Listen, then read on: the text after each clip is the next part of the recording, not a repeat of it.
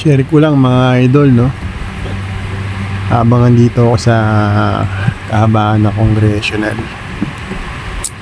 And pagdating ko dun sa malapit na ng Visayas stoplight, sumingit tayo. Pero biglang may nagalit sa atin na SUV, no? And humingi ako ng pasensya sa pagsingit ko, pero sana hindi naman ganun.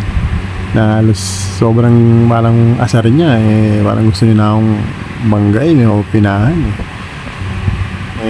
Ewan ko, kung may mali man ako, pasensya na. Pero dapat hindi ganun, di ba? Ayan, panoorin nyo rito mga boss. Sumingit naman ako noon time na naka-stop naman siya. Saka alam kong kasya ako, kaya doon ako na pumuesto. Yung problema, parang nagalit siya. Bumusina siya ng bumusina. Ayan mga lods, malapit na dito. Tayo lang, ride safe lang tayo palagi. Iwasan natin yung init na ulo. Galit na bagay lang naman ng ganun. Galit na galit ka agad si boss Ayun na boss, malapit na rito. Ayan,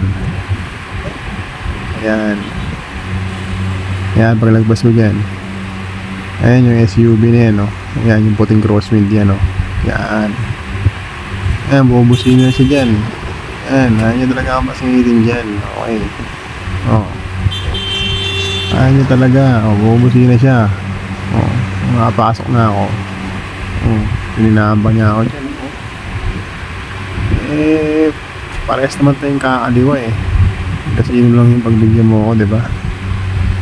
Ewan ko ba. Good luck na lang sa'yo. Diyos na lang bahala sa'yo, idol.